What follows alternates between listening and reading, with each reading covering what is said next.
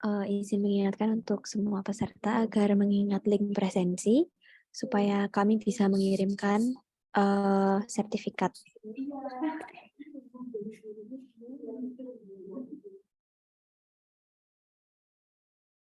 Baik, selamat pagi kepada Bu Cindra dan peserta sekalian. Mohon maaf apabila menunggu. Jadi selamat datang untuk peserta webinar pangan fungsional dengan judul Pangan di Era New Normal, Peran Pangan Fungsional sebagai Pencegahan Infeksi COVID-19 dan Penguat Sistem Imun. Saya izin memberikan sedikit pembukaan. Jadi webinar ini diinisiasi karena selama pandemi COVID-19 muncul berbagai jenis pangan fungsional yang digadang-gadang memiliki fungsi untuk meningkatkan sistem imun dan menjauhkan risiko infeksi COVID-19. Akan tetapi peningkatan paparan informasi masyarakat terkait dengan pangan fungsional perlu dikonfirmasi oleh pakar berkaitan dengan metode pemberian dan manfaat pangan fungsional secara tepat. Untuk itu, kami menyediakan webinar dengan judul Peran Pangan Fungsional sebagai Pencegahan Infeksi COVID-19 dan Penguat Sistem Imun yang akan disampaikan secara langsung oleh Ibu Jindra Triyuniar, Sarjana Farmasi, MSI Apoteker. Sebelum memulai webinar pada pagi hari ini, alangkah baiknya kita berdoa terlebih dahulu agar webinar pada pagi hari ini dapat berlangsung dengan lancar dan membawa kebermanfaatan. Untuk itu, kepada seluruh peserta, saya berdoa selesai. Sebelum memulai kegiatan pada pagi hari ini, saya persilahkan kepada Bapak Trias Mahmudiono, SKM, MPH Nutrition, GCAS, PhD, untuk memberikan sambutan dan menyapa peserta webinar pada pagi hari ini. Waktu dan layar saya persilahkan. Baik, terima kasih Mbak Martina. Assalamualaikum warahmatullahi wabarakatuh. Salam sehat, salam sejahtera untuk teman-teman, Bapak Ibu semuanya. Yang kami hormati Bu Cindra Triyuniar dari Sekolah Farmasi ya, Bu ya. Bukan fakultas ya. Sekolah fakultas. Sekolah. Ya, murid Sekolah sekolah. Farmasi ITB, mitra kita yang cukup intens. Kita sudah bekerja sama, matur nuwun waktunya Bu Cindra, dan juga teman-teman adik-adik mahasiswa khususnya kelas dasar gizi ya, semester 3B dan 3D, dan juga mungkin ada Bapak Ibu lain yang join untuk mengikuti kegiatan kita hari ini. Alhamdulillah kita sampaikan syukur kehadirat Tuhan Yang Maha Kuasa sehingga kita masih bisa belajar bersama nanti dengan pakar dari ITB ya, dengan Bu Cindra untuk pangan fungsional. Karena memang selama pandemi hasil penelitian kita juga menunjukkan peningkatan konsumsi suplemen dan juga pangan fungsional memang. Dan ini apakah memang dampaknya cukup baik atau tidak, dan nanti kita akan bahas bersama. Kita berharap peserta bisa aktif untuk mengikuti kegiatan ini sampai selesai nantinya dan bisa mendapatkan manfaat paling tidak untuk dipergunakan secara pribadi gitu. Dan kalau ada hal-hal yang mau ditanyakan, silahkan nanti akan dipandu oleh moderator dan MC.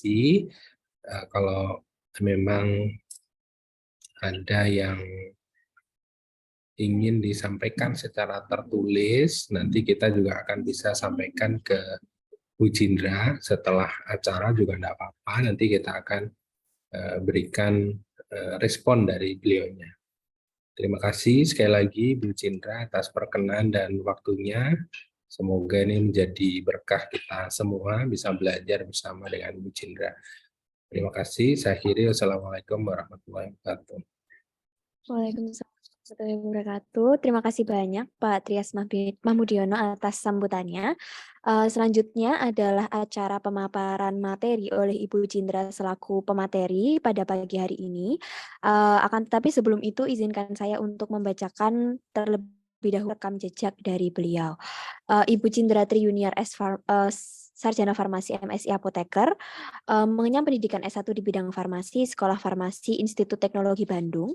Kemudian beliau melanjutkan pendidikan di bidang yang sama, yaitu farmakologi klinik, Sekolah Farmasi Institut Teknologi Bandung.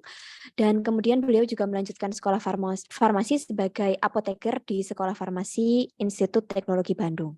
Beliau berprofesi sebagai dosen mulai dari tahun 2014 hingga saat ini dan berpengalaman menjadi staf program studi di Laboratorium Bioequivalence di Cimahi pada tahun 2012 sampai 2013. Beliau pernah mendapatkan penghargaan sebagai presenter poster terbaik pada acara e-sport chapter Indonesia dan memiliki beberapa publikasi berkaitan dengan penanganan farmakologi terhadap penyakit infeksi akut dan metabolik yang dipublikasikan mulai dari tahun 2016 hingga saat ini. Dengan rekam jejak yang beliau miliki, maka webinar hari ini akan disampaikan oleh beliau sebagai narasumber. Untuk itu tanpa berlama-lama lagi, saya serahkan layar dan waktu kepada Ibu Cindra. Kepada Ibu Cindra, waktu dan layar saya persilahkan. Terima kasih Mbak Martina dan Pak Trias. Suara saya sudah cukup terdengar jelas ya. Iya Bu, jelas. Eh, Karena ini online, mungkin nanti mohon diingatkan ya Mbak Martina, jika ternyata di tengah jalan ada kendala jaringan, apakah tidak stabil atau saya terlempar, mohon diingatkan ya. Bisa di chat mungkin ya, atau memberikan informasi lainnya. Sebelumnya saya ucapkan terima kasih kepada Pak Trias dan tim ya yang mempersilahkan saya untuk mengisi materi pada hari ini. Sebetulnya kalau dibilang pakar belum terlalu pakar ya, sama-sama belajar begitu pun Bapak Ibu semua. Jadi karena memang pangan fungsional ini banyak irisannya juga dengan bidang farmasi ya. Bahkan dari Badan POM juga memiliki satu regulasi khusus mengenai pangan fungsional ini, sehingga banyak irisannya antara gizi, pangan fungsional, dan juga nanti mungkin ada pembahasan ke arah klaim-klaim yang mungkin diatur ya oleh Badan POM, mengingat Badan POM juga mengatur aspek makanan ya, Badan Pengawas Obat dan Makanan gitu. Jadi nanti ada beberapa aspek yang saya jelaskan. Kemudian untuk materi ada beberapa yang tidak saya tuliskan dalam slide, jadi silahkan disimak ya untuk mengingat peserta juga tetap fokus pada online meeting ini. Kemudian satu hal lagi terkait dengan penyampaian materi, mungkin di tengah-tengah saya akan bertanya kepada peserta agar lebih interaktif dan silahkan berperan aktif mengikuti webinar hari ini. Saya mulai share screen ya. Oke. Ya. Ya. Judul yang disampaikan berkaitan dengan peran pangan fungsional dalam pencegahan COVID-19 dan juga menanggapi era new normal ya. Sebagaimana kita hadapi sampai dengan hari ini bahwa COVID-19 masih menjadi permasalahan bersama. Walaupun sudah mulai terjadi penurunan angka kasus dan sudah berjalan juga proses vaksinasi, tapi tidak menutup kemungkinan masih ada infeksi-infeksi COVID ya. Sekarang paling baru variannya XBB ya, kalau tidak salah ya. Varian XBB, kemudian dicurigai ada virus-virus lainnya yang membuat seperti terdampak flu akibat COVID ya, akibat adanya COVID ini. Ya mungkin merasakan juga ya banyak gejala-gejala flu yang cukup berat yang dialami setelah COVID ya, setelah COVID ini bergantian gitu ya, flu itu satu rumah bisa berputar, terus sakit flu tapi susah sembuhnya misalnya padahal bukan COVID. Nah itu salah satu juga mengapa kita perlu menjaga kesehatan dan imun tubuh kita semua ya. Walaupun sudah ada vaksin, nah vaksin ini juga efektivitasnya bisa menurun seiring dengan waktu ya, sehingga ada booster, diperlukan booster vaksin. Dan selain itu ada potensi-potensi infeksi penyakit lain ya. Dengan begitu sangat penting untuk menjaga sistem imun, tapi apakah benar dengan pangan fungsional kita harus membackup sistem imun tersebut ya. Kan sekarang banyak ya klaim-klaim terkait dengan pangan fungsional. Nah, itu akan saya akan mencoba memaparkan pada pertemuan hari ini. Ya, apa itu sistem daya tahan tubuh? Nah, jadi saya akan membawa teman-teman untuk memahami sistem daya tahan tubuh terlebih dahulu, kemudian nanti kita akan masuk sedikit ke pangan fungsional, dan setelah itu saya akan menyampaikan mengenai peran dan juga apa yang perlu kita lakukan gitu ya. Nah, untuk pertama saya akan jelaskan dulu bagaimana daya tahan tubuh kita itu ya pada manusia khususnya. Jadi sistem imun ya, sering juga disebut sistem imun untuk daya tahan tubuh itu merupakan sistem yang kompleks di dalam tubuh dan berfungsi sebagai bentuk pertahanan terhadap sel atau partikel asing ya. Seperti bisa dilihat pada gambar. Ya, ini ceritanya ada partikel-partikel asing ya dari luar. Ini badan manusia ya, dan ini ada penghalau ya, penghalau, "Oh jangan masuk," gitu ya, jangan jangan menginfeksi gitu. Jadi, daya tahan tubuh itu yang menghalau dan menghambat agar, tidak menginfeksi tubuh manusia. Nah, terdapat 2 2 jenis ya, bukan 2 bagian, 2 jenis daya tahan tubuh pada manusia. Ada yang innate immunity atau sistem imun alami, dan yang kedua adaptive immunity ya, atau kekebalan adaptif. Nah, innate immunity ini merupakan sistem imun yang bekerja secara tidak spesifik. Jadi, kenapa disebut tidak spesifik? Karena sel darah putih kita mengenali secara general gitu ya, "Oh ini benda asing," dihancurkan gitu ya, tapi tidak mengenali, "Ini siapa? Kamu mau kemana?" Gitu ya. "Ayo kita buat penghalaunya," tidak seperti itu. Untuk yang sistem imun, alami atau innate ini, dia menghancurkan siapapun itu tanpa dikenali. Nah, kenapa tidak spesifik ini disebutkannya seperti itu, karena melibatkan, makrofag ya, yang akan melalui proses fagositosis ya. Jadi akan dimakan, fagositosis itu nanti, sel darah putih memakan zat-zat asing gitu ya. Nah, atau juga bisa disebut dengan natural killer cell ya, atau sel pembunuh alami. Kemudian yang kedua ada kekebalan adaptif atau adaptive immunity. Nah, kalau ini spesifik. Nah, jadi dia mengenali, oh ini zat asing apa ya gitu ya. Sehingga dia akan mengenali zat tersebut dan membuat lawannya juga spesifik. Nah, adaptive immunity ini melibatkan limfosit T dan limfosit B yang akhirnya nanti menghasilkan antibodi sebagai suatu respon imun. Nah, sistem imun adaptif ini bisa terbagi menjadi kekebalan pasif dan kekebalan aktif. Ya, vaksinasi merupakan salah satu juga upaya untuk mendorong sistem imun adaptif. Nah, kedua sistem imun ini ya kerjanya tergantung dari daya tahan tubuh, bukan daya tahan tubuh ya, kecukupan nutrisi tubuh kita begitu ya. Oke, jadi apa yang akan terjadi ketika ada zat asing misalnya bakteri atau virus, atau contohnya tadi misalnya COVID-19 ya, varian yang paling baru nih misalnya yang varian XBB. Nah, pertama ketika ada virus atau COVID XBB itu menyerang, maka respon imun alami akan bereaksi pertama. Jadi yang innate terlebih dahulu. Ya, innate terlebih dahulu akan memakan atau membunuh COVID XBB gitu ya. Dimakan dulu, nah kemudian nanti sistem imun bawaan atau yang adaptif akan memberi informasi terkait bakteri, virus, atau virus yang menyerang. Jadi secara spesifik akan mengenali senyawa zat asing tersebut dan membentuk respon imun adaptif ya, membentuk antibodi untuk bisa bertahan dari bakteri atau virus yang sejenis ya, kan dikenali sebagai bakteri atau virus yang sejenis. Nah, bagaimana kaitan dengan status nutrisi? Nah, ini jadi penting sebagai pengantar bahwa nanti kita perlu menjawab ya, apakah memang iya pangan fungsional itu harus dikonsumsi gitu ya. Nah, ternyata status nutrisi itu sangat berhubungan erat dengan daya tahan tubuh seseorang. Orang yang asupan gizinya tercukupi, maka akan memiliki daya tahan tubuh yang baik.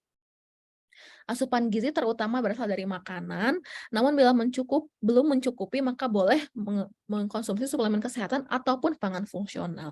Jadi kunci utamanya adalah asupan gizinya tercukupi. Nah, ini teman-teman dari prodi ada FKM dari gizi mungkin ya, nanti bisa lebih semangat ya untuk belajarnya, karena mungkin belum perlu ya menggunakan pangan fungsional atau suplemen kesehatan ketika memang sudah tercukupi asupan gizinya. Nah, tapi PR kita saat ini adalah mencukupi asupan gizi ini termasuk sulit ya, mengingat ada banyak sekali sumber-sumber makanan yang sifatnya seperti sampah ya, atau disebutnya apa ya, junk food gitu ya, makanan, yang sifatnya seperti sampah itu. Nah, maka muncullah konsep gizi seimbang ya. Konsep gizi seimbang dari Kemenkes, nanti bisa mungkin dibahas selanjutnya ya, oleh dosen-dosen di, FK di Unair gitu ya, mengenai pola gizi seimbang itu seperti apa. Karena dengan mengaplikasikan pola makan gizi seimbang, itu sebenarnya bisa memenuhi ya, bisa mendorong daya tahan tubuh kita. Belum perlu mungkin suplemen-suplemen, belum perlu juga mungkin ya pangan fungsional seperti itu. Jadi PR-nya memahamkan masyarakat mengenai pola makan gizi seimbang. Kalau dulu namanya 4 sehat 5 sempurna ya, kalau sekarang sudah berubah menjadi pola makan gizi seimbang, gitu.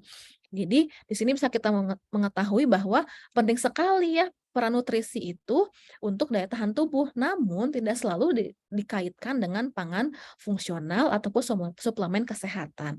Jadi, eh, umum ya, maksudnya gini, seluruh masyarakat itu bisa memiliki imun tubuh yang baik tanpa harus mengeluarkan biaya membayar pangan fungsional ataupun suplemen kesehatan, gitu kurang lebihnya ya. Nah, sedikit saya bahas mengenai pangan fungsional, tadi di video juga sudah menonton mungkin ya, tentang pangan fungsional itu betul ya yang disampaikan dalam video. Video juga sangat bagus ya untuk, memberikan pemahaman mengenai functional food. Nah, ini saya memberikan contoh dan beberapa batasan definisi mengenai functional food atau pangan fungsional. Sebelumnya saya mau disclaimer dulu, ini gambarnya, hanya contoh ya diambil dari Google, tidak disponsori oleh produk-produk ini. Mungkin, yang paling sering dilihat ya, mungkin yang Nutrif Benecol itu ya, sudah lama ya yang Benecol ini dia punya klaim kesehatan menurunkan kolesterol. Ada juga Activia ataupun, telur omega gitu ya, mengandung apa.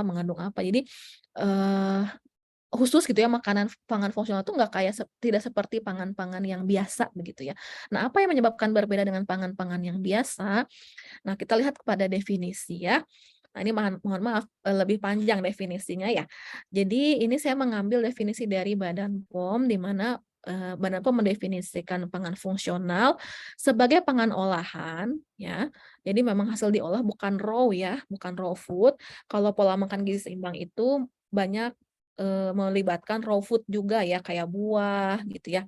Nah, untuk pangan fungsional ini dia sudah diolah lebih lanjut, makanya disebut pangan olahan, yang mengandung satu atau lebih komponen pangan yang berdasarkan kajian ilmiah memiliki fungsi fisiologis tertentu di luar fungsi dasarnya, ya, dan terbukti tidak membahayakan dan bermanfaat bagi kesehatan, ya. Jadi ada beberapa poin penting di sini. Yang pertama, kandungannya, ya. Dia memiliki kandungan pangan, ya, atau kita sebut dengan komponen pangan, gitu. Komponen pangan itu apa? Ini saya buat definisinya di bawah ya.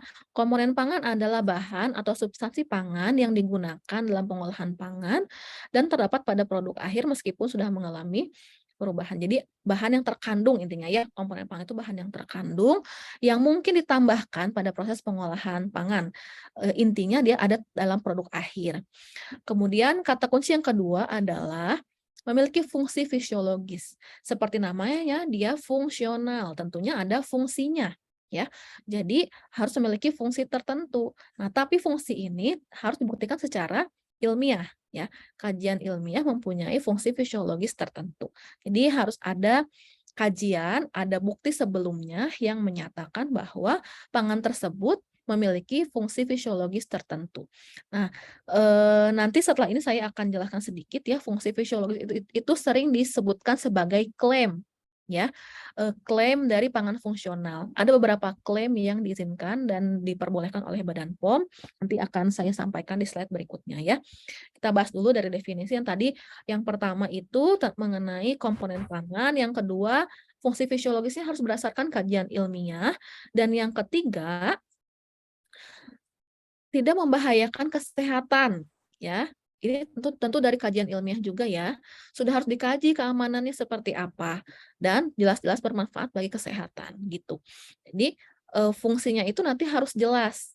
Nah, tidak hanya fungsinya, tapi juga harus jelas keamanannya. Nah, jadi kenapa juga ini diaturnya lebih ketat ya pangan fungsional ini, karena harus menjamin juga ketika ada penambahan komponen pangan pada proses olahan apakah aman bagi masyarakat gitu ya. Jadi itu harus dipastikan juga tidak membahayakan dan manfaatnya juga harus terbukti secara ilmiah.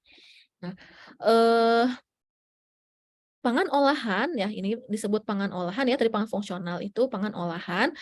Pangan olahan memiliki arti makanan atau minuman hasil proses dengan cara atau metode tertentu, dengan atau tanpa bahan tambahan. Jadi pangan fungsional itu bukan raw tadi ya, saya tadi sampaikan bukan raw food, dia yang sudah diolah ya, bisa makanan, bisa minuman, sebagai bentuk hasil dari proses atau suatu metode tertentu ya, sehingga terdapat komponen pangan yang berbeda dan memberikan efek fisiologis gitu ya, fungsi fisiologis begitu. Nah, sebagai contoh tadi ya Benecol misalnya dia untuk menurunkan kolesterol. Ini dia merupakan suatu makanan yang biasa tapi diolah lebih lanjut agar mampu menurunkan kolesterol. Tentu ketika industri tersebut mendaftarkan produk pangan ke Badan POM sebagai pangan fungsional, Badan POM akan mengevaluasi mengenai komposisi pangannya, kemudian terkait dengan bukti-bukti ilmiah, apakah benar sudah bisa memiliki efek fisiologis ya, terhadap fungsi fisiologis, misalnya menurunkan kolesterol, itu harus didukung dulu oleh uji klinis misalnya ya, dan keamanannya bagaimana. Jadi tidak sembarangan mengeluarkan izinnya, harus betul-betul dikaji keamanan dan efektivitasnya ya. Nah, apa saja yang bisa klaim sebagai pangan fungsional itu, gitu kalau tadi kita lihat, sebentar ya. Kita lihat ada fungsi ya atau ada dampak fungsi fisiologisnya. Nah, ada 3 klaim di sini. Ada klaim gizi yang diperbolehkan ya, klaim gizi, bisa klaim kesehatan atau juga klaim indeks glikemik ya. Jadi klaim apa yang dimaksud dengan klaim gizi? Sebentar saya buka dulu.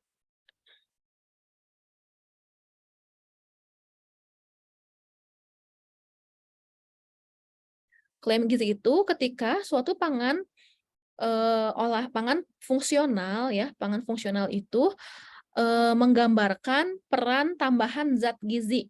Misalnya tinggi kalsium gitu ya.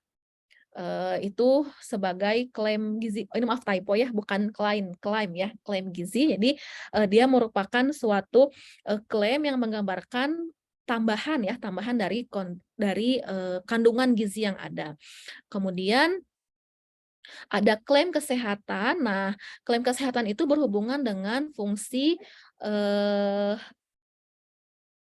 penurunan resiko penyakit ya kalau klaim kesehatan itu. Jadi berhubungan dengan penurunan penurunan terjadinya resiko suatu penyakit atau kondisi kesehatan tertentu ya kayak tadi yang Benecol itu contohnya ya, memiliki klaim menurunkan kolesterol. Jadi itu yang berhubungan sama klaim kesehatan.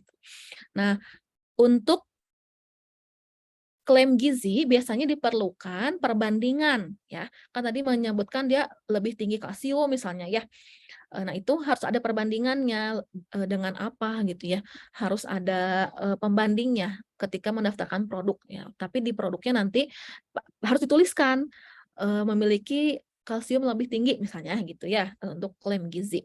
Nah, untuk klaim indeks glikemik, nah ini juga harus disebutkan klaim indeks glikemik ini sebagai suatu klaim indeks glikemik yang lebih rendah misalnya ya.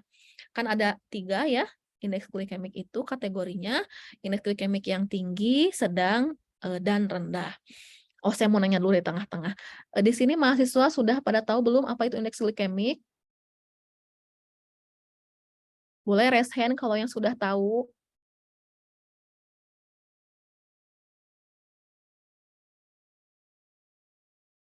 Ada yang mau menjawab? Mahasiswa atau peserta ya? Saya boleh, Bu. Boleh Kalau sebentar namanya siapa? oh ya, saya Eka Anissa Oh, Eka, Yusriana. iya Eka. Boleh Kalau Eka. menurut Eka nih saya, mahasiswa Eka. iya Ibu. Oh iya, Tapi mohon maaf monggo. kalau misalnya salah ya Ibu. Itu Nggak usah minta sepengetahuan. maaf, nama juga belajar ya, nggak Ya, apa-apa. kalau menurut saya klaim glikemik itu kemampuan suatu pangan untuk meningkatkan gula darah Ibu. Oke. Nanya dulu dong, Eka tahu dari mana indeks glikemik itu seperti itu? Kenapa Ibu? Tahu dari mana definisi tersebut? Apakah diajarkan di kelas atau bagaimana? Ya, pernah diajarkan. Iya. Aduh, sebentar ada yang jatuh. Ya, oke. Terima kasih Eka ya atas jawabannya ya. Jadi betul ya, secara singkat indeks glikemik merupakan suatu nilai yang mencerminkan laju peningkatan kadar glukosa darah. Ya, jadi suatu nilai yang menggambarkan kemampuan suatu makanan ya, suatu produk ya, produk bisa makanan minuman untuk meningkatkan kadar glukosa dalam darah. Ya, nah ini terima kasih jawabannya ya, tidak perlu takut salah ya, kita belajar ya, mumpung masih mahasiswa masih boleh salah. Kalau udah kerja susah kalau misalnya berbuat salah ya. Jadi harus berani menjawab gitu, mencoba. Oke, terima kasih jawabannya ya. Nah, jadi indeks glikemik itu kan tadi ada tinggi, sedang, dan juga rendah. Nah, semakin tinggi indeks glikemik, maka semakin tinggi kadar glukosa darahnya setelah dikonsumsi. Ya, begitupun sebaliknya. Ketika semakin rendah indeks glikemiknya rendah, maka akan rendah gitu ya kadar glukosa darah yang tercapai dalam darahnya. Nah, dengan begitu, makanan ini akan berguna untuk orang-orang yang diet rendah glukosa gitu ya. Misalnya pasien diabetes mellitus atau kondisi penyakit lainnya yang membutuhkan rendah glukosa ya dalam darahnya. Nah, ini dipisahkan dari klaim kesehatan karena memiliki fungsi khusus ya, fungsi khusus dan juga ada penetapan khususnya untuk indeks glikemik gitu. Oke. Saya lanjut ya. Nah, jadi kita bisa menjawab sekarang ya, apakah memang harus mengonsumsi pangan fungsional ya? Jawabannya tidak ada keharusan ya. Tidak ada keharusan mengonsumsi pangan fungsional. Jadi adil ya untuk semua pihak. Tidak harus orang kaya yang bisa lebih sehat gitu ya. Kan kalau harus mengonsumsi pangan fungsional otomatis mengeluarkan uang lebih banyak ya. Uang lebih banyak untuk menambah asupan dari luar misalnya atau suplemen juga ya.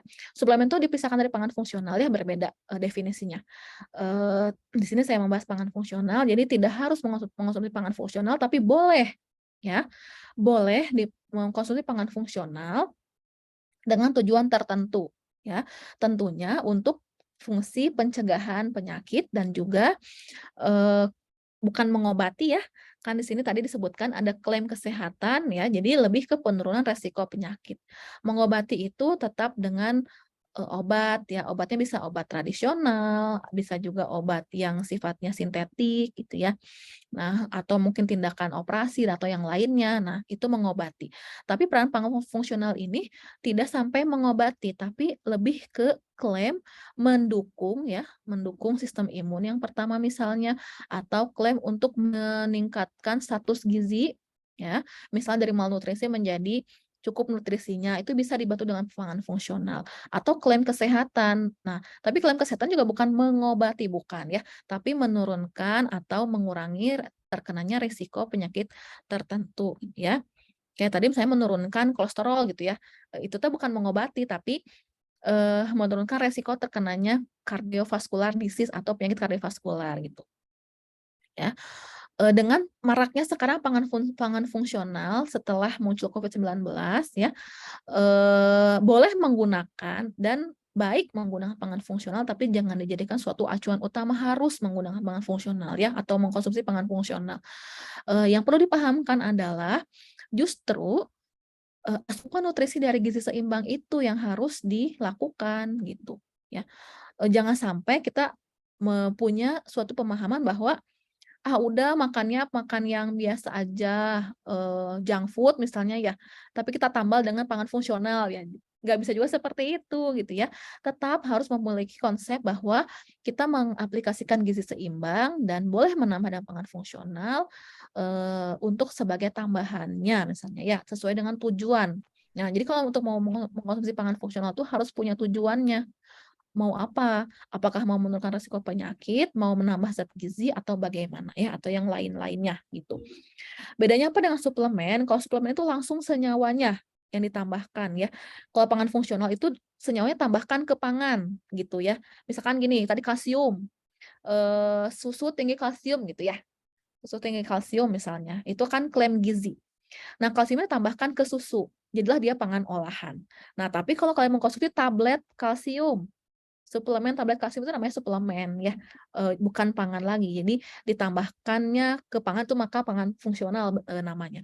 Kalau bentuknya langsung senyawa tersebut itu berarti namanya sebagai suplemen kesehatan gitu ya, suplemen kesehatan. Oke. Nah, untuk selanjutnya maka saya akan membahas mengenai komponen-komponen penting dalam tubuh kita ya untuk mendukung konsumsi gizi seimbang ya. Tidak lagi membahas pangan fungsional karena sudah diketahui definisi batasannya bahwa pangan fungsional seperti apa dengan klaim gizi, klaim kesehatan dan juga klaim indeks glikemik ya, dan sudah tahu batasannya seperti apa, fungsinya bagaimana, kita masuk ke komponen-komponen yang penting dalam gizi seimbang ya. Nah, kita masuk mengenai pangan. Nah, apa yang terjadi jika kebutuhan gizi tidak terpenuhi? Nah, jadi ada beberapa hal yang akan terjadi ketika tidak cukup gizinya itu ya, tidak terpenuhi. Nah, beberapa orang eh, inisiatif menggunakan atau mengkonsumsi pada pangan fungsional karena merasa ragu-ragu, makanan yang saya konsumsi ini sudah memenuhi kebutuhan gizi belum ya gitu ya. Nah, jadi ditambahkan dari pangan fungsional misalnya atau menambahkan dari suplemen kesehatan gitu ya. Itu boleh ya. Karena ternyata kalau kebutuhan gizi tidak terpenuhi bisa terjadi lemahnya sistem imun. Nah, kalau lemah sistem imun maka akan mudah terkena penyakit ya. Kemudian yang kedua bisa juga ada ketidakseimbangan mikroba usus ya. Jadi mempengaruhi proses pencernaan makanan serta absorpsi atau penyerapan makanan ya. Penyerapan makanan di usus ya karena mikrobanya tidak seimbang. Kemudian yang ketiga bisa terjadi peradangan dan peningkatan radikal bebas. Nah, ini yang sekarang lagi in ya, tentang radikal bebas nih. Radikal bebas ini menjadi suatu penyebab penyakit-penyakit yang tidak diketahui penyebabnya.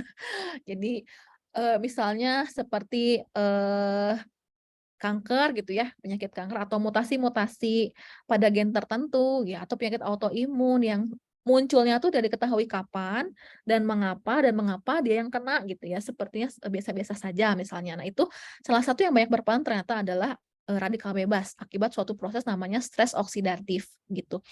Nah, ketika kebutuhan kebutuhan gizi itu tidak terpenuhi, maka akan mudah terjadi peradangan dalam tubuh ya, peradangan dalam tubuh dan peningkatan radikal bebas. Nah, nantinya akan memicu penyakit-penyakit yang diperantarai ya oleh radikal bebas ini seperti kanker misalnya ya, atau penyakit autoimun atau gangguan lainnya seperti gangguan dislipidemia ya, kadar kolesterolnya itu berubah juga atau meningkat ya, salah satunya mungkin akibat dari radikal bebas ini begitu. Yang terakhir, apa yang terjadi ya, dari kebutuhan gizi yang tidak terpenuhi mungkin ada terjadi penurunan massa otot ya.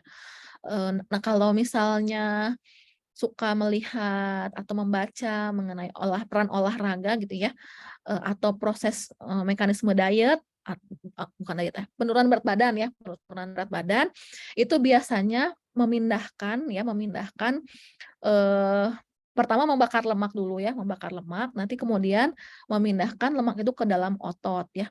Jadi massa otot, bisa jadi berat badannya tetap, tapi massa ototnya meningkat. Nah, sehingga penurunan massa otot ini bisa mempengaruhi juga ya, aktivitas, kemudian yang kedua, lemah gitu ya, lebih lemah gitu, tidak tidak bugar gitu ya, kurang bugar ketika adanya penurunan dari massa otot gitu ya.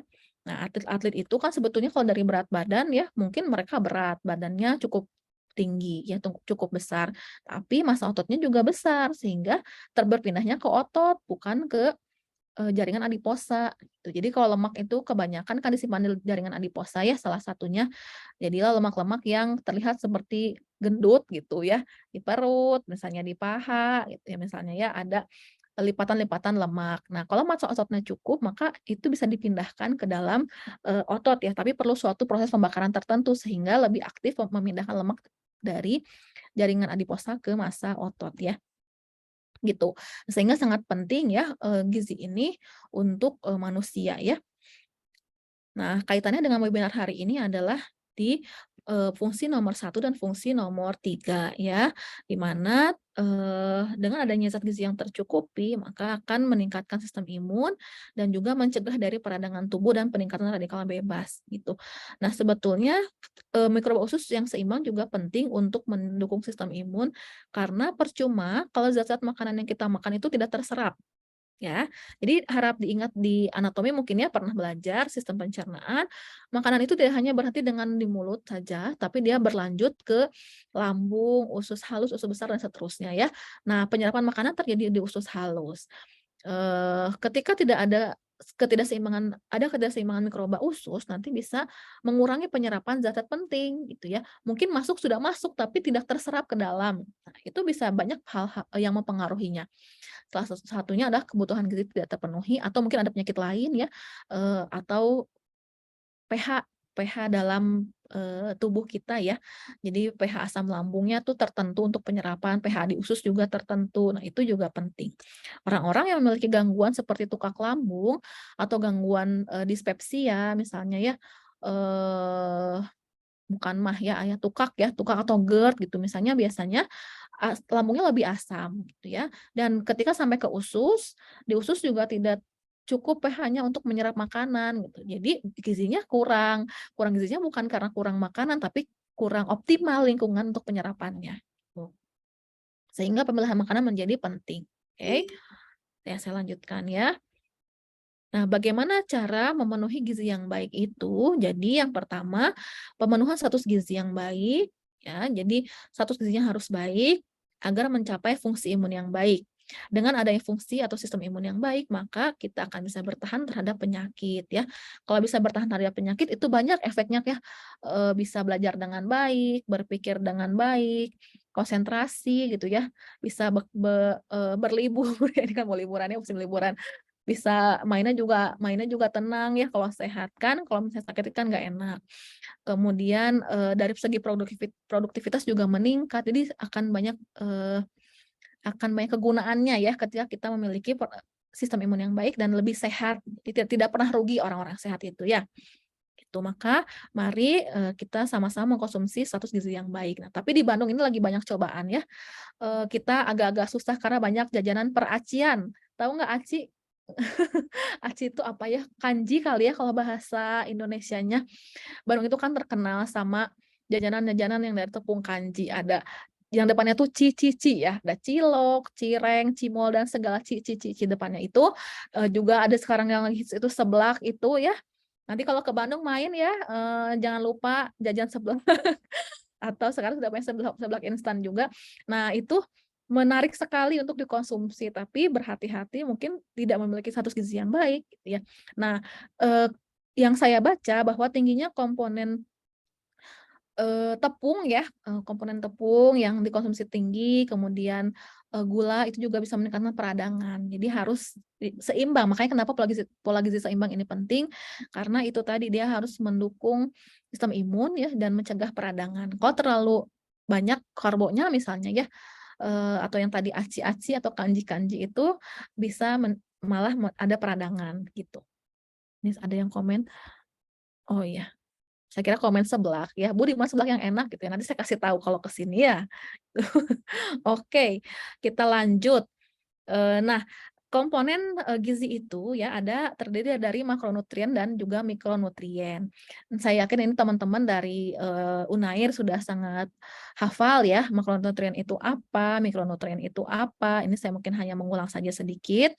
Jadi makronutrien ini suatu zat gizi yang, diperlukannya dalam jumlah yang cukup besar dalam tubuh kita, ya, dan juga dia berupa molekul-molekul yang, besar ya. Jadi ada karbohidrat, protein, lemak, ya, dan air ya, jangan lupa ini air, oke?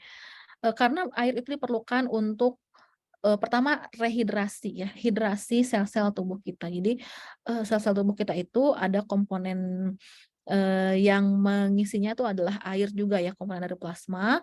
Kemudian air juga melarutkan beberapa zat-zat penting ya, misalnya seperti vitamin-vitamin yang larut air. Ada ingat nggak vitamin yang larut air apa aja? Ayo, siapa yang mau jawab? Vitamin larut air, boleh open mic. Nanti hadiah sebelah kalau ke Bandung, hubungin saya. Ada yang mau jawab? Vitamin larut air? Gampang ini, ayo. Sepertinya di kolom chat ada, Oh, Ibu. kolom chat, oke, baik. Vitamin B dan C, oke, larut air. Ya, ya. Kalau yang larut lemak, coba jawab juga di kolom chat, boleh, larut lemak. Nah, mantap ya. Langsung ada yang jawab kalau larut lemak ya. Karena banyak kita singkat-singkat ya. Jadi kita cukup ingat. ADEK ya. Adanya siapa, Mbak? Ya, vitamin A, D, E, K, betul ya. Jadi vitamin itu ada beberapa yang larut air setelah larut lemak. Nah, makanya komponen-komponen dalam makronutrien ini juga penting. Misalnya tadi lemak. Kalau misalnya vitaminnya ada nih, konsumsi vitamin D misalnya. Sekarang rame tuh waktu COVID ya. Konsumsi vitamin D, D3-nya ada yang 400, ada yang 1000, ada yang bahkan 2000.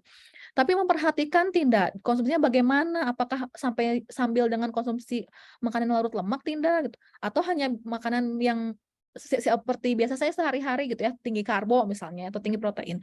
Nanti tidak terserap vitamin D-nya. Karena vitamin D itu larut dalam lemak. Nah, itulah pentingnya mengetahui dia tuh terlarut dalam apa. Vitamin B dan C terlarut dalam air sehingga perlu kita mengkonsumsi air dalam jumlah yang cukup, dan vitamin A, D, E, dan K ya itu juga penting dan dia terlarut dalam lemak sehingga harus juga mengkonsumsi lemak dalam jumlah yang cukup gitu ya. Oke. Nah, kita bahas ke karbohidrat dulu ya. Jadi ada karbohidrat. Oh, saya ucapkan terima kasih dulu ya tadi sudah menjawab. Ada Eka Zakiatul Utari ini Ibu atau Mbak ya, Mbak Zakiatul, kemudian ada Zaul ya. Ya, terima kasih atas jawabannya dan partisipasinya ya. Oke, jadi karbohidrat itu sebagai sumber energi yang utama ya. Nah, tapi jangan dijadikan acuan, oh utama berarti harus banyak gitu ya.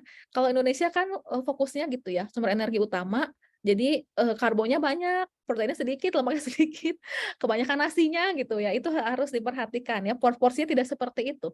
Dalam gizi seimbang itu, ketika sumber energi utamanya sebagai karbohidrat itu ada, bukan berarti dia harus yang paling banyak ya jumlahnya. Nah, kenapa dikatakan utama? Nah, dikatakan utama karena karbohidrat ini akan diproses menjadi suatu energi, jadi lebih bertenaga. Ya, karbohidrat itu akan diubah menjadi gula sederhana, kemudian atau glukosa ya, kan dia itu aduh saya lupa istilahnya ya, jadi menjadi molekul yang lebih sederhana ya, satu gitu ya. Glukosa, ya, nah glukosa ini akan bersirkulasi dalam darah yang nantinya akan menuju sel atau disimpan di dalam hati atau otot ya dalam bentuk glikogen ya atau di otot gitu. Selain diubah menjadi energi ya gula ini atau karbohidrat ini juga bisa diubah menjadi lemak ya pada proses saya lupa nama prosesnya, ada proses khusus di mana karbohidrat ini akan juga ketika lebih banyak dia akan diubah juga menjadi komponen lemak gitu ya. Nah, apa buktinya? Salah satunya adalah orang-orang yang memiliki gangguan hipertrigliseridemia ya atau tinggi trigliserida dalam darah.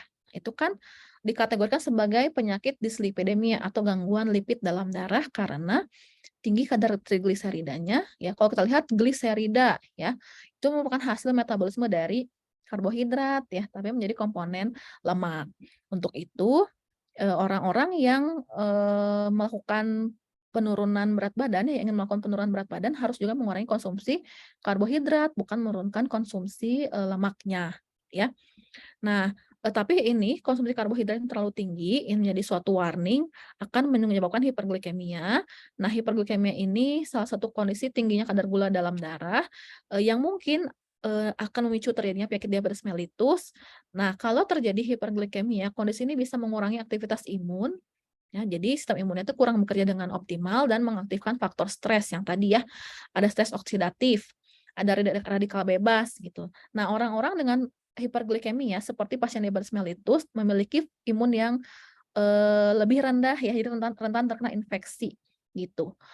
Misalnya infeksi luka diabetes ya, atau infeksi kaki diabetes, food diabetic, diabetic foot infection namanya ya, atau bisa juga infeksi pada organ genital pada wanita. Jadi rentan terkena infeksi ya orang-orang yang hiperglikemia ini.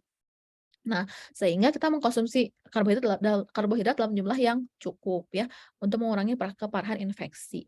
Nah, saya rasa di sini sudah pada tahu ya jenis-jenis karbohidrat itu apa saja. Jadi bukan hanya nasi ya.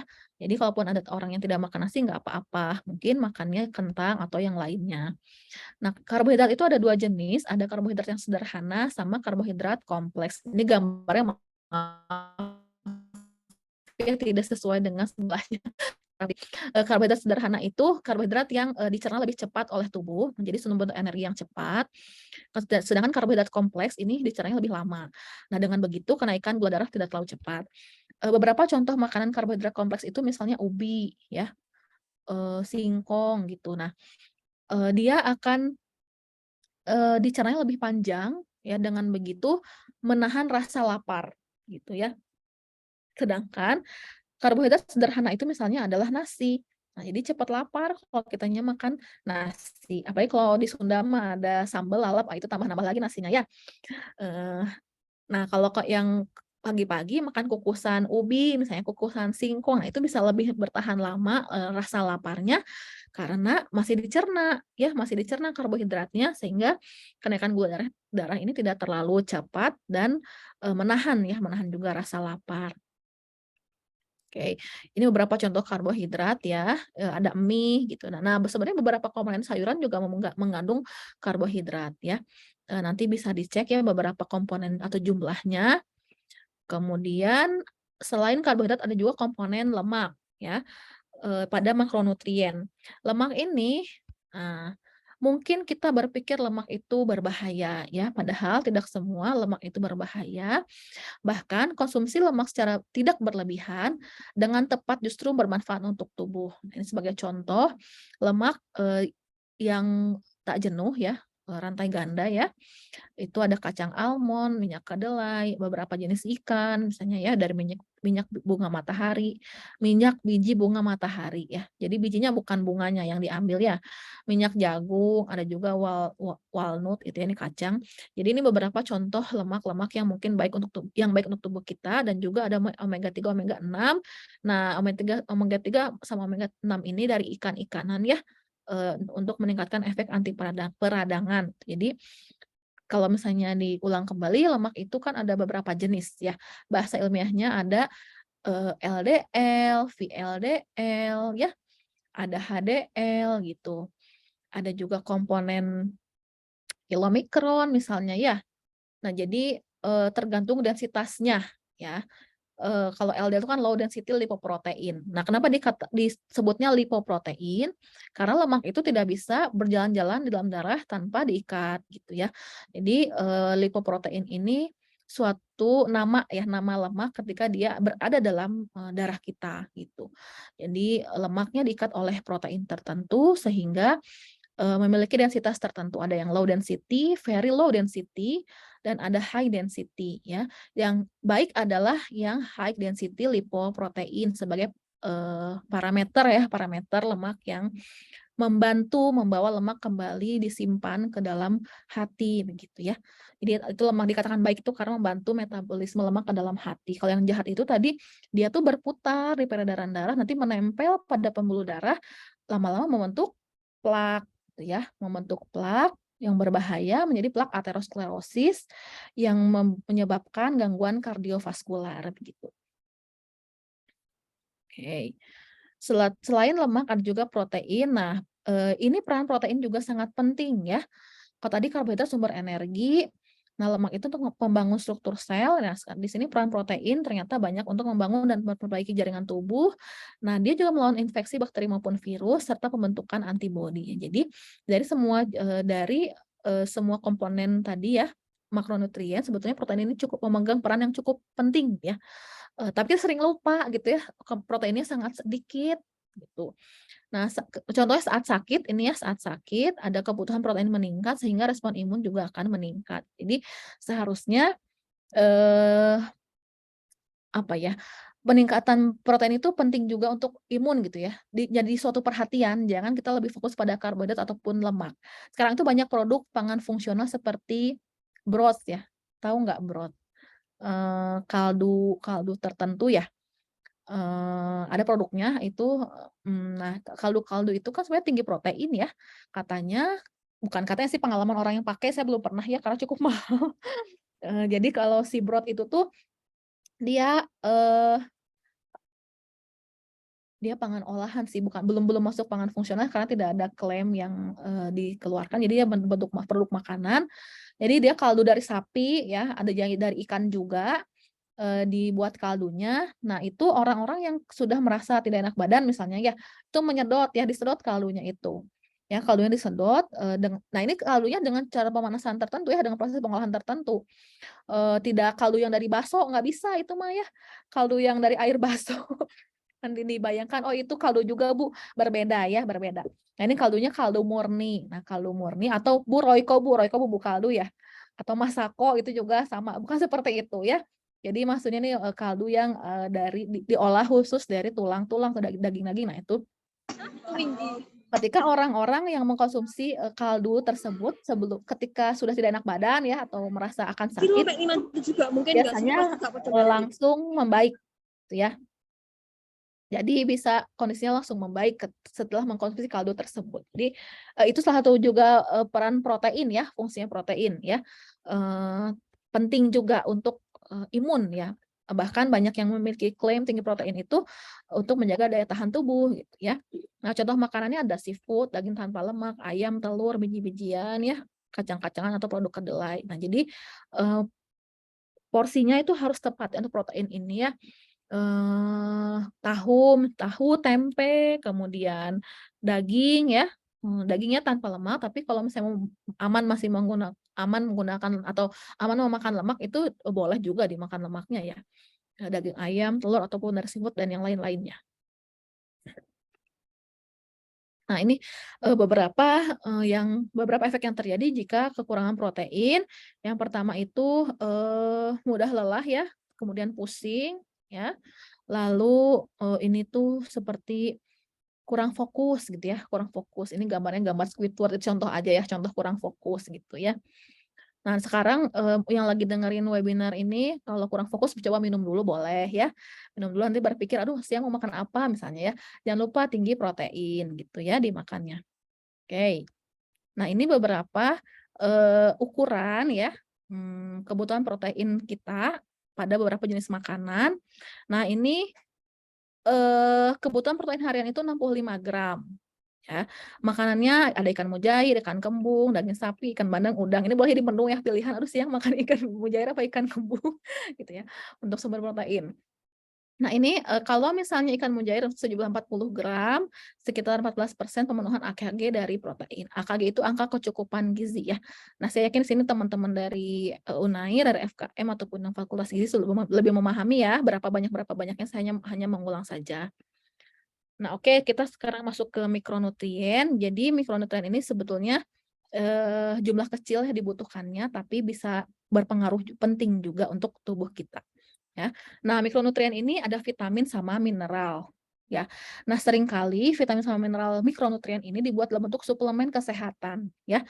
Mengandung vitamin apa, mineral apa, itu dikonversi ya sebagai bentuk suplemen kesehatan untuk pemenuhan mikronutrien.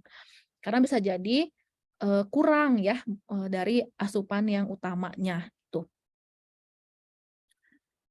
Nah, apa peran mikronutrien? Ada banyak peran dari mikronutrien itu. Yang pertama, dia sebagai bahan yang akan berperan penting pada sistem kekebalan tubuh ya. Jadi, yang akan menggenjot istilahnya ya, yang akan menggenjot atau meningkatkan sistem kekebalan tubuh. Kemudian, vitamin A dan zinc ini pengatur metabolisme sistem kekebalan tubuh, ya ini penting juga.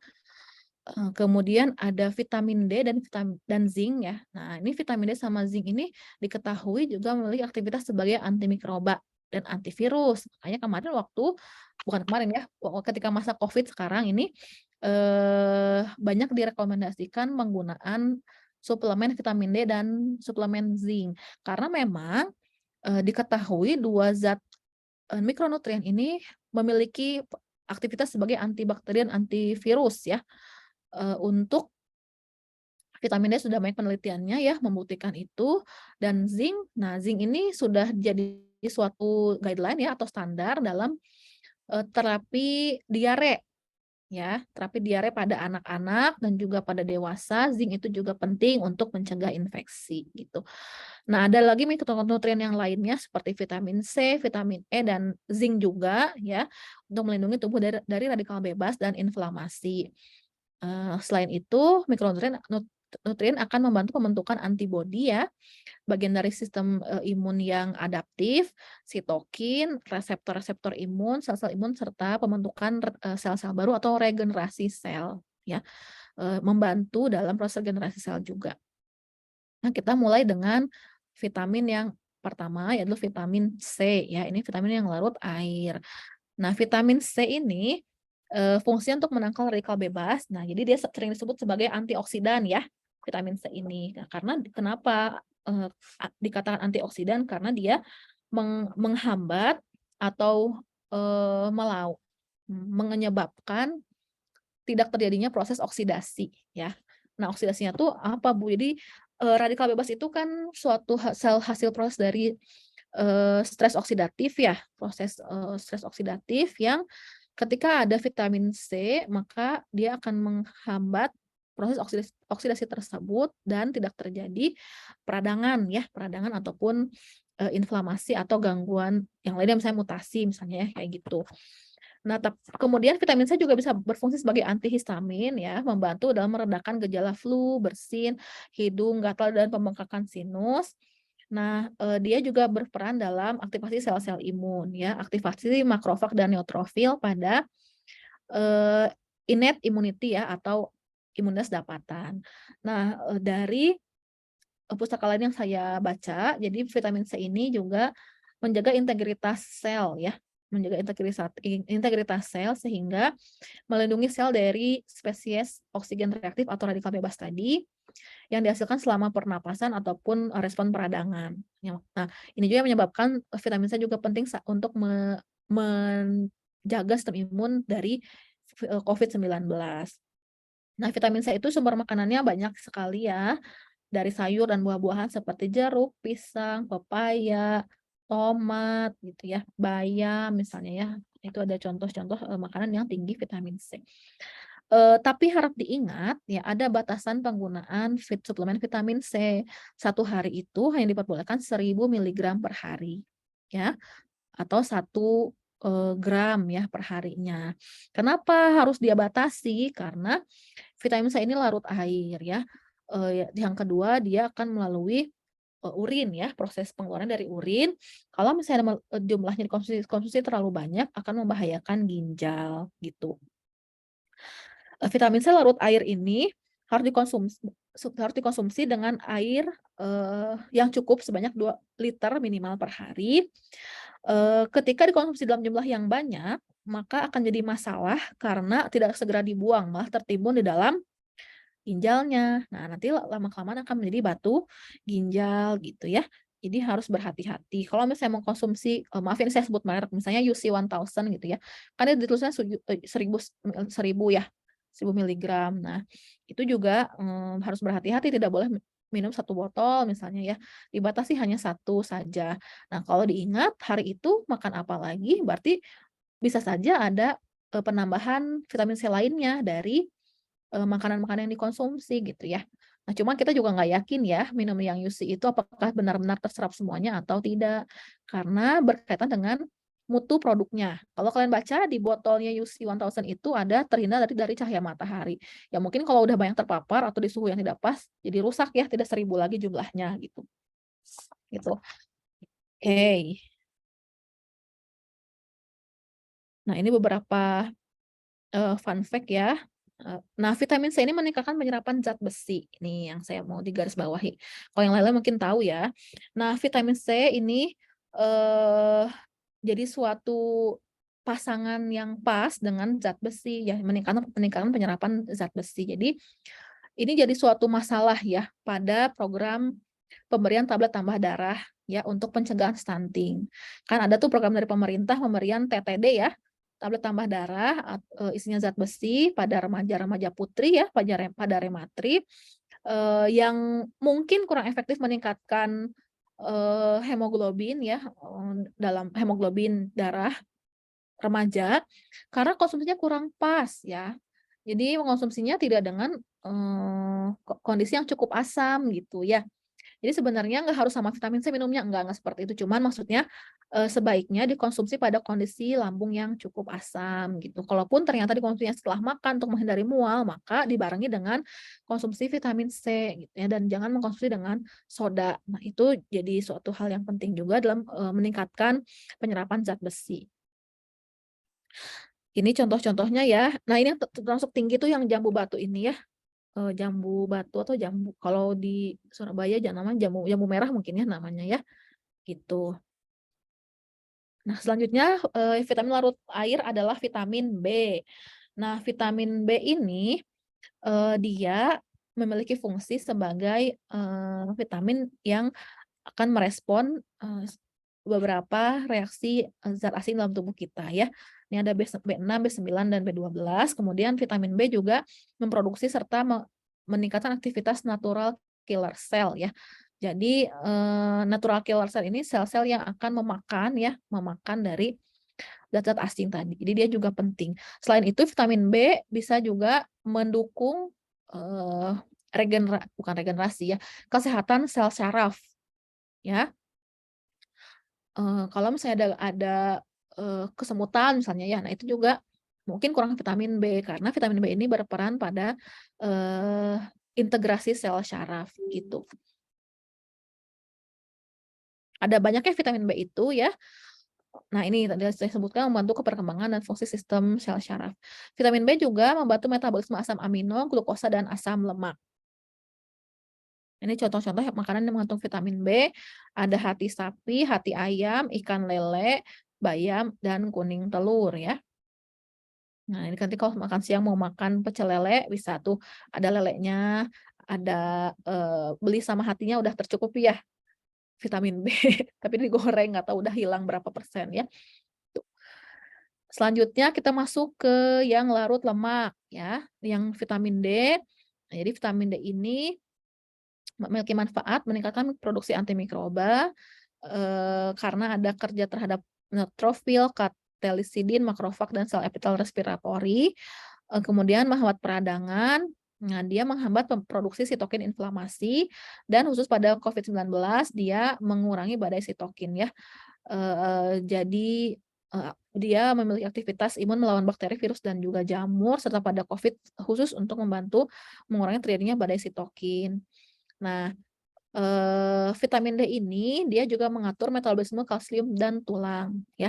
Dan dia itu tidak bisa langsung berubahnya menjadi bentuk aktifnya kalau misalnya tidak ada asupan sinar matahari gitu ya.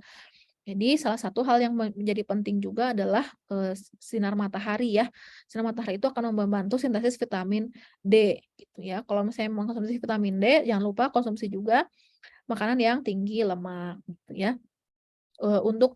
Untuk orang-orang yang berjilbab mungkin ya jarang terpapar sinar matahari, nah itu sesekali mungkin eee, berjemur di ruangan yang cukup tertutup ya, yang nggak banyak terlihat orang agar cukup terkena sinar matahari, atau mengkonsumsi tambahan ya, pangan fungsional mengandung vitamin D atau suplemen vitamin D.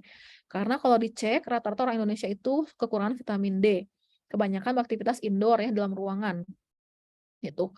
Ada batasan-batasannya gitu ya. Oh ya, vitamin D ini oke, batas maksimal vitamin D sebetulnya adalah 4.000 IU per hari. Tapi boleh sampai dengan 1.000 IU tergantung dengan kadar vitamin D-nya ya. Umumnya suplemen-suplemen itu mengandung 400 IU gitu. Tapi kalau penggunaan jangka panjang harus atas konsultasi dengan dokter ya. Nah, umur umur 10-64 tahun, satu harinya dibatasi 600 IU per hari. Sedangkan jika lansia dan di atas 64 tahun, bisa 800 IU atau misalnya lebih atas rekomendasi dari dokter ya. Ini beberapa contoh makanan yang mengandung vitamin D ya, telur ayam juga ada telur puyuh dan yang lainnya ya. Kemudian vitamin A. Nah, vitamin A ini kita sering tahunya dari wortel ya untuk mata, padahal nggak cuma untuk mata saja vitamin A itu. Dia bisa menjaga integritas epitel, terutama epitel usus, kemudian mengontrol jumlah sel imun seperti natural killer cell, makrofag dan neutrofil, serta memiliki aktivitas antimikroba ya, khususnya pada fagositosis makrofag atau yang innate ya, innate immunity begitu. Nah, ini beberapa fun facts-nya ya. Nah, vitamin A ini harus dikonsumsi dari luar. Kalau tadi vitamin D bisa disintesis dengan bantuan sinar matahari ya, karena di tubuh kita ada provitamin D. Kalau vitamin A tidak bisa dihasilkan dari bagian tubuh kita, sehingga harus dikonsumsi dari luar ya, sumber dari luar. Ini beberapa contoh makanannya ya. Nah, yang terakhir ini adalah zinc. Nah, zinc ini suatu hal yang menarik ya, karena dia banyak banget klaim khasiatnya ya dari zinc ini. Nah, zinc itu memiliki fungsi untuk membentuk sistem imun adaptif serta yang innate ya, atau bawaan. Nah, pada studi di anak-anak, zinc itu telah terbukti mengurangi morbiditas diare ya, atau angka penyakit, angka kesakitan dari diare. Nah, jika diberikan suplementasi zinc, ya ini suatu studinya ya, dapat dikaitkan dengan peningkatan fungsi imun di usus. Jadi banyak berperannya pada saluran cerna ya, meningkatkan eh, integritas sel di saluran cerna. Ya, dengan begitu penyakit-penyakit yang berhubungan sama saluran cerna atau kegagalan absorpsi bisa juga salah satunya ditanggulangi oleh zinc misalnya ya. Nah, studi lainnya juga menyebutkan bahwa suplementasi zinc pada anak-anak yang defisiensi zinc dapat mengurangi penyakit campak dan kematian akibat infeksi saluran pernapasan bawah seperti pneumonia misalnya ya. Nah, juga diketahui mengurangi gejala flu seperti itu. Nah, ini ada menghambat peradangan, meningkatkan jumlah sel T. Ini maksudnya mempercepat demam tuh bukan menyebabkan demam ya, memulihkan demam. Intinya ke sistem imun juga. Nah, walaupun zinc itu dibutuhkannya hanya sedikit, nah jadi sebenarnya zinc itu dibutuhkannya hanya sekitar 11 ya, 8 sampai 11 mg per hari. Ya maksimalnya 30 mg per hari untuk zinc ini. Nah, sedikit ya, tapi dia sangat penting dan ternyata zinc dari produk hewani lebih mudah diserap daripada zinc dari produk nabati. Nah, tapi berhati-hati ya, kalau terlalu banyak zinc maka bisa mengganggu penyerapan tembaga dan juga besi gitu. Jadi jangan-jangan anemianya karena kebanyakan zinc gitu ya. Jadi harus cukup seimbang gitu ya. Diperhatikan AKG-nya, angka kecukupan gizinya. Nah, itu saja dari saya ya untuk komponen-komponen yang penting dalam gizi seimbang ya. Sekali lagi ini menjadi pengingat kembali bahwa konsumsilah gizi seimbang terlebih dahulu untuk mendukung sistem imun, gitu ya. Pangan fungsional sebagai tambahan atau support itu diperbolehkan. Tapi jangan menjadi suatu acuan harus menggunakan pangan fungsional ataupun suplemen kesehatan, gitu ya. Itu hanya sebagai suatu tambahan dan sebaiknya mencoba menghitung ya atau menakar porsi makan dan kecukupan gizi dari makanan yang dimakan. Dengan begitu kita bisa tahu sudah tercukupi belum kebutuhan gizinya. Kalau belum, maka boleh menggunakan pangan fungsional, boleh menggunakan suplemen kesehatan untuk menjaga daya tahan tubuh. Tapi tidak seperti itu ya, jangan berkecil hati kalau misalnya kaum mendang-mending nih, mending ini mending itu gitu ya. Untuk kaum yang mendang-mending jangan khawatir karena gizi seimbang pun juga sudah bisa menopang sistem imun tubuh kita. Gitu ya dari saya, terima kasih. Saya kembalikan pada moderator. Monggo apabila ada pertanyaan mungkin dipandu oleh moderator ya. Baik, terima kasih banyak Ibu Cindra atas materinya yang sudah diberikan. Sangat mencerahkan bagi kita semua. Mungkin untuk peserta, apakah sudah ada pertanyaan yang ingin ditanyakan? bisa ditanyakan langsung atau melalui kolom chat. Mungkin sambil menunggu teman-teman, saya mungkin ingin bertanya ya Bu Cindra, mungkin mengkonfirmasi beberapa hal seperti itu ya, sambil menunggu pertanyaan yang masuk dari peserta. Tadi disebutkan nggih Bu, berkaitan dengan vitamin C yang berperan untuk menurunkan gejala influenza seperti itu. Nah, vitamin C ini kan berdasarkan literatur yang saya baca, dia bisa masuk ke dalam peredaran darah melalui membran basolateral itu dibantu oleh salah satu transporter glukosa yang bernama GLUT6 seperti itu. Nah, apakah ini juga bisa menjadi salah satu apa ya Bu rekomendasi kita kalau misal kita memberikan konseling atau resep berkaitan dengan konsumsi suplemen vitamin C untuk mengkonsumsi suplemen ini bersama mungkin dengan makanan yang mengandung gula sederhana atau karbohidrat, atau lebih baik memang konsumsi gizi seimbang saja karena dia dalam satu makanan dia mengandung banyak zat gizi yang bisa membantu penyerapan satu sama lain. Nah, itu ya, berkaitan dengan hal tersebut kira-kira bagaimana nggih Bu Cindra? Terima kasih. Terima kasih, pertanyaannya bagus sekali. Jadi, kalau dari yang saya pelajari ya bahwa konsumsi vitamin C itu tidak spesifik dengan makanan tertentu. Jadi boleh dengan gizi seimbang saja sudah cukup ya. Kecuali ada orang-orang yang membatasi konsumsi komponen tertentu, misalnya orang-orang yang tidak mau makan karbohidrat gitu ya. Kan ada ya kelompok orang-orang yang tidak mau mengkonsumsi karbohidrat gitu. Nah, pada kelompok orang tersebut kita bisa merekomendasikan tambahan suplemen yang tadi itu gula sederhana untuk membantu penyerapan vitamin C. Baik Bu Cindra, terima kasih banyak. Ini masih belum ada pertanyaan yang masuk nggih Bu. Ya, jadi mungkin saya izin bertanya satu pertanyaan lagi ya Bu berkaitan dengan pangan fungsional gitu. Nah, kan di beberapa produk itu memang disebutkan ada klaim yang tadi Ibu katakan, misal tinggi protein dan lain sebagainya. Nah itu kalau misal berkaitan dengan makanan dengan kandungan gula sederhana kan sudah ada standarnya gitu. Memang makanan yang mengandung lebih dari 5% gula sederhana itu dia dikategorikan sebagai makanan dengan gula yang tinggi seperti itu. Nah, kira-kira apakah di Indonesia itu BPOM sendiri apakah sudah ada standar khusus yang bisa kita gunakan untuk mengklasifikasikan makanan ini berdasarkan klaimnya seperti itu, Bu.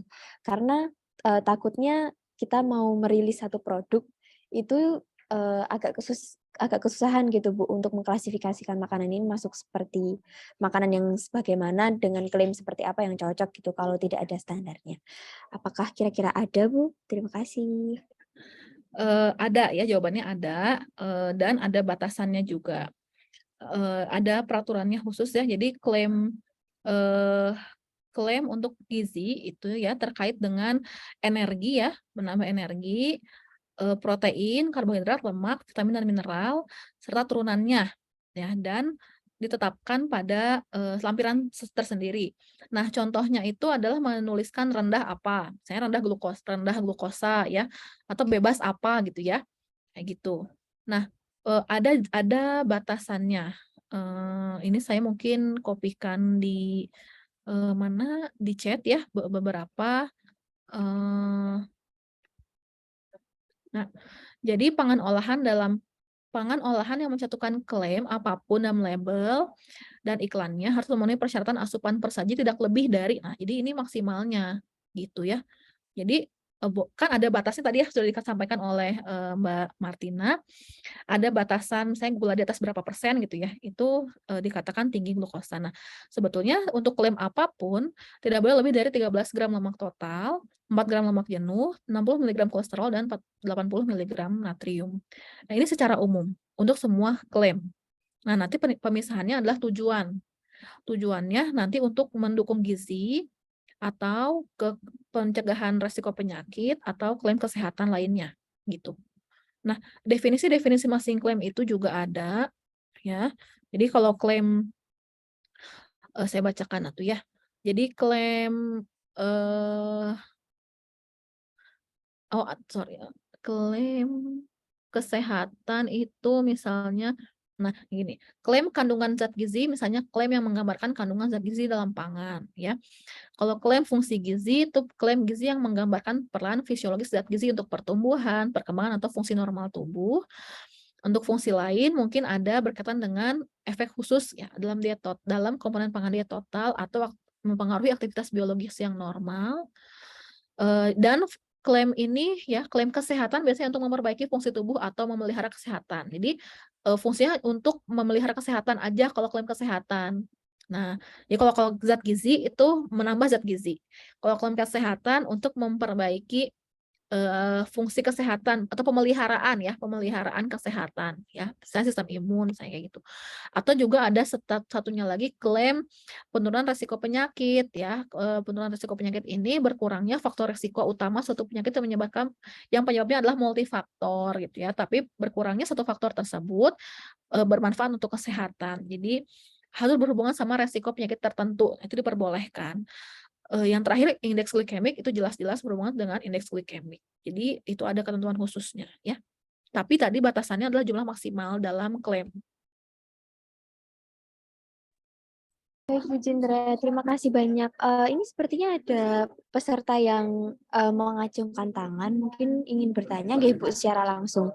Iya ya, silahkan. Baik, untuk peserta terkait, silahkan menanyakan pertanyaannya. Mbak Eka lagi ya? Iya Bu, maaf.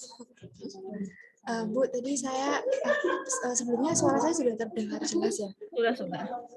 Saya tadi sempat mendengar kalau misalnya ketika suplemen gizi tidak terpenuhi, kita boleh mengkonsumsi misalnya suplemen gizi gitu ya Bu. Nah itu apakah kalau misalnya kita konsumsi secara terus-menerus tuh nggak berbahaya buat ginjal, atau mungkin ada suplemen yang memang kayak bisa dikonsumsi secara terus-menerus? Karena saya sendiri tuh kurus banget gitu Bu, terus kayak sudah mencoba kayak menyeimbangkan asupan gizi, tapi tuh nggak, berat badan juga nggak naik-naik gitu loh. Tapi untuk mau suplemen gizi itu saya masih agak takut. Nah, mungkin dari Bu Cindra ada pencerahan gitu.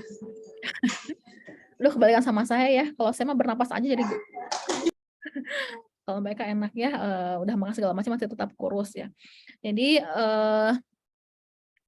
konsumsi suplemen itu sebetulnya Badan POM sudah menetapkan batas dalam kandungannya itu adalah batas yang cukup aman ya. Jadi batas yang minimal gitu ya, bukan yang ketika dikonsumsi panjang jadi berbahaya, enggak ya. Jadi boleh menggunakannya dalam jangka waktu yang cukup panjang. Tidak semuanya itu membahayakan ginjal ya. Hanya beberapa saja. Contohnya tadi vitamin C misalnya ya. Kalau vitamin yang lain-lain belum tentu gitu ya membahayakan ginjal. Kemudian banyak suplemen ya, suplemen itu tuh banyak jenisnya. Nah, tidak perlu semua yang digunakan suplemen gitu, kayak udah mau semua jenis vitamin saya gunakan suplemen gitu ya, tidak seperti itu. Dia perlu berkonsultasi juga, mana sih yang perlu dikonsumsi. Nah, sekarang itu sebenarnya lagi banyak juga suplementasi mineral ya, kayak high magnesium atau high kalsium, itu membantu juga untuk penyerapan makanan. Nah, kalau misalnya tadi Mbak Eka sudah mencoba mengatur pola makan, nah sebetulnya saya agak curiganya ke masalah penyerapan ya. Nah, beberapa permasalahan weight gain itu adalah penyerapannya yang kurang optimal gitu. Tadi misalnya kondisi pH yang kurang pas ya dalam penyerapan makanan. Atau ada pembawa ya, kofaktor ya, bisa jadi kofaktor-kofaktor ya yang mempengaruhi juga distribusi atau absorpsi dari makanan yang dikonsumsi gitu ya. Yang kedua, selain itu juga faktor istirahat dan faktor stres ya. Jadi faktor stres juga pola tidur mempengaruhi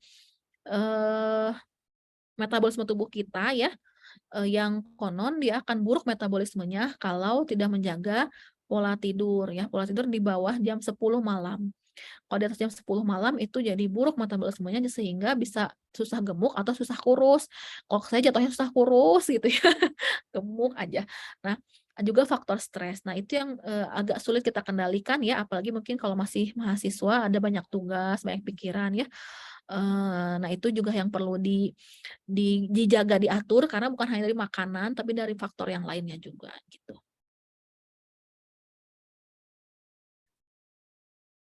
Baik, untuk Eka, apakah sudah menjawab?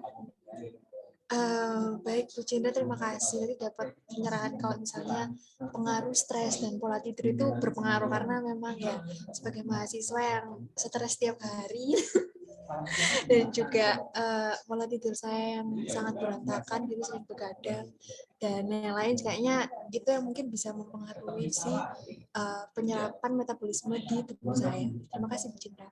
Ya, nanti mungkin kalau jelasnya zat apa itu bisa berdiskusi dengan para dosen ya, karena saya kurang memahami kalau dari gizinya bagaimana gitu. Itu hanya sebatas pengetahuan fisiologis yang saya ketahui gitu. Terima kasih pertanyaannya. Ya, terima kasih banyak untuk Eka dan juga Ibu Cindra, karena kita sudah masuk ke jam 10.44. Untuk itu saya akan membacakan sedikit kesimpulan dari webinar pada pagi hari ini. Jadi, apabila ada pertanyaan lanjutan mungkin bisa disampaikan ke saya. Sudah ada nomornya di poster yang nanti akan saya sampaikan kepada Ibu Cindra, begitu nggih? Ya, ya. Jadi hari ini kesimpulannya adalah bahwa makanan fungsional itu merupakan satu pangan olahan yang ditambahkan satu zat gizi tertentu dan berfungsi secara fisiologis untuk menurunkan resiko terjadinya satu gangguan kesehatan. Nah, pangan fungsional sendiri bisa dikonsumsi oleh orang-orang yang merasa belum memenuhi kebutuhan zat gizinya melalui konsumsi makanan sehari-hari seperti itu.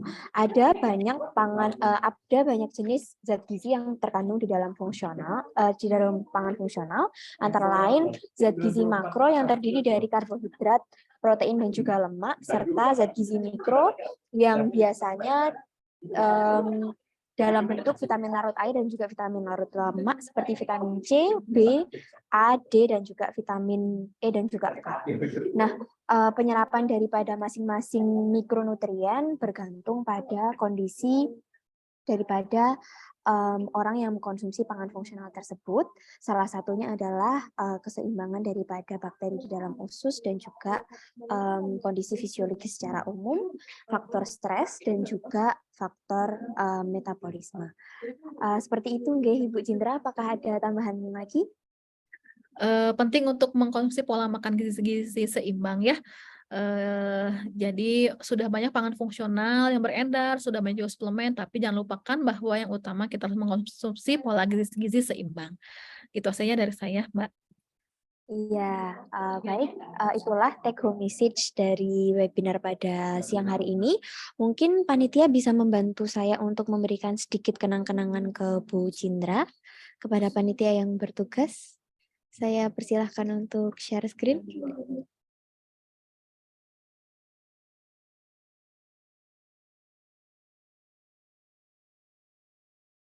Sebentar nggih, Bu Cindra, biar kami siapkan. Iya, terima kasih.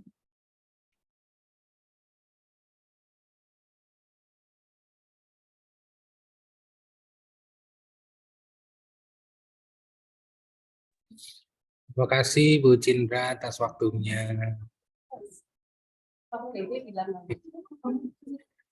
Iya, sama-sama Pak Trias. Aduh, ini maaf ya kalau nanti gizi tadi ada yang kurang pas gitu. Oh, enggak apa-apa. Sharing dari pandang saya ya dari farmasi gitu. Ya, baik. Sebelumnya izin untuk men-share screen sertifikatnya nih, Bu. Ya, mangga.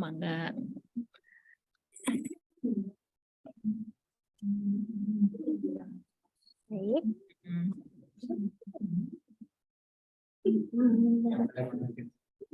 Ya, baik. Untuk Bu Cindra, saya persilahkan kepada panitia untuk share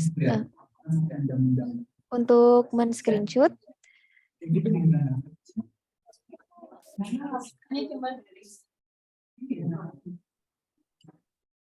Baik, untuk itu saya hitung 1 sampai 3 ya Bu Cindra. 1, 2, 3. Satu kali lagi. 1, 2, 3. Baik, terima kasih banyak Bu Cindra atas waktunya. Mungkin Pak Trias mau berkata sepatah dua kata Oke, kata. baik. Terima kasih Bu Cindra. Insya Allah kita lanjutkan terus nih silaturahmi dan juga kerjasamanya ya Bu. Ya, ya, Semoga ampun. segera selesai juga untuk doktoralnya Bu Cindra. Kita Amin, doakan bersama. amin, amin. Oke, siap. Ini kita juga lagi nunggu-nunggu pengumuman hasil Padang kemarin sih Bu. Semoga nanti dapat ya sesuatu lah. Tapi kalau enggak ya nggak apa-apa. Yang penting udah selesai. Iya, iya. Jadi em, untuk adik-adik mahasiswa, kalau nanti ada beberapa pertanyaan atau mungkin ingin bertanya ke pemateri dalam Ibu Cinta, nanti bisa disampaikan ke Mbak Martina dan Mbak Etna ya. Ya, Matur boleh. nuwun Bu Cinta, sukses Terima selalu, kasih. sehat selalu Bu. Ya, terima kasih banyak untuk peserta yang sudah bergabung. Boleh on cam sebentar. Kita akan melangsungkan dokumentasi pada pagi hari ini. Bisa komentar Ya, ya sedikit mungkin Mbak Martina. ya. Sama virtual background-nya ungu soft gitu ya. Kayaknya ini ya warna khas yang FKM ya Pak ya, Pak Trias. FKM betul ya, Ya, ungu Bu, FKM ungu ya. ungunya lucu gitu ya. Nah ini ada adik panitia nih yang bikin. Bukan pada itu ungunya ungu lucu. Mungkin saya juga virtual background mungkin ya biar sama seperti yang lain begitu. Boleh silakan Ibu. Iya Bu, boleh. Virtual background-nya sudah dikirimkan melalui chat. Iya ya, tunggu ya, saya coba dulu ya.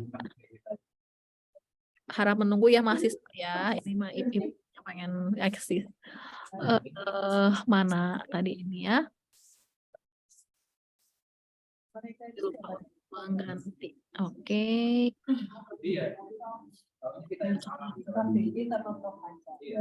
Jadi bahkan ya, saya tuh stopnya karena pertama yang dia bilang, Demi mana? Demi itu apa?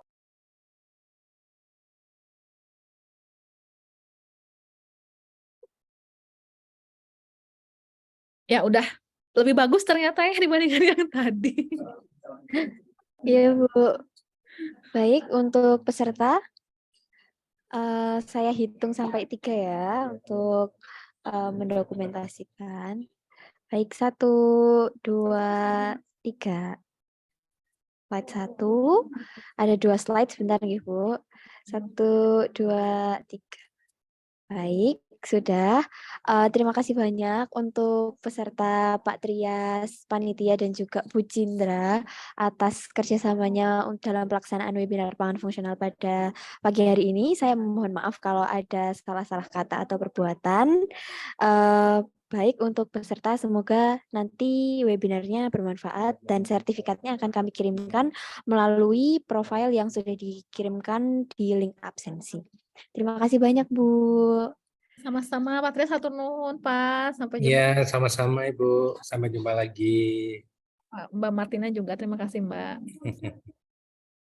Saya izin live ya Pak. Iya, silakan Ibu. Terima kasih. Salam buat teman-teman di Bandung, Bu. Iya Pak Trias, siapa Pak.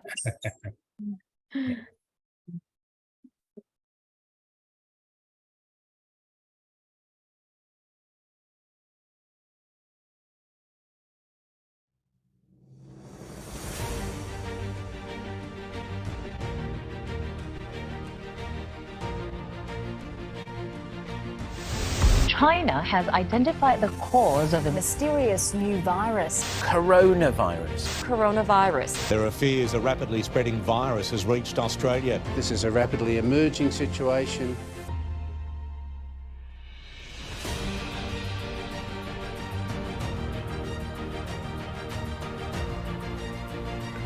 COVID-19 adalah penyakit yang disebabkan oleh virus corona.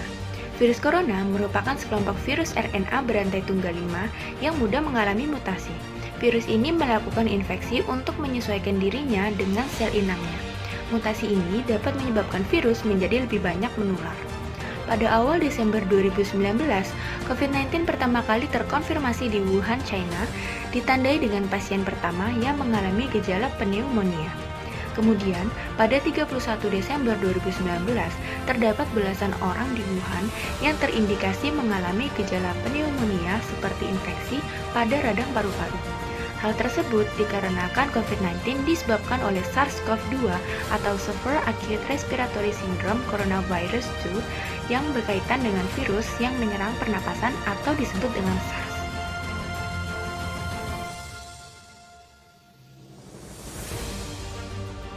Tidak tertutup kemungkinan sebagian besar masyarakat kerap mengalami stres akibat masih naiknya angka kasus baru COVID-19 yang dapat menimbulkan kepanikan dan menguras daya tahan tubuh. Para ahli kesehatan jiwa menyebut stres menyebabkan seseorang lebih mudah terserang oleh demam influenza. Kondisi stres akibat kepanikan yang ditimbulkan rasa takut terhadap COVID-19 dapat mempermudah tubuh terjangkiti penyakit yang lebih parah.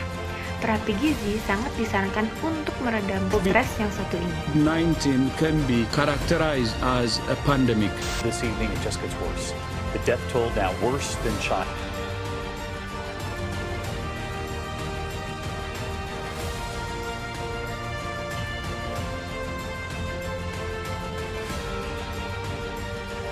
Sudah kembalinya aktivitas sosial ekonomi seperti sedia kala, namun dengan protokol kesehatan yang rendah menjadi pemicu utama kembali meningkatnya kasus.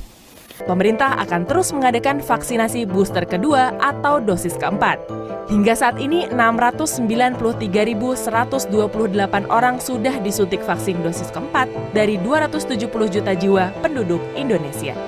Gurmat Singh juga menyarankan bahwa masyarakat harus menerapkan pola hidup sehat, seperti banyak mengkonsumsi buah dan sayur, serta olahraga teratur, agar tubuh tidak mudah terinfeksi virus corona.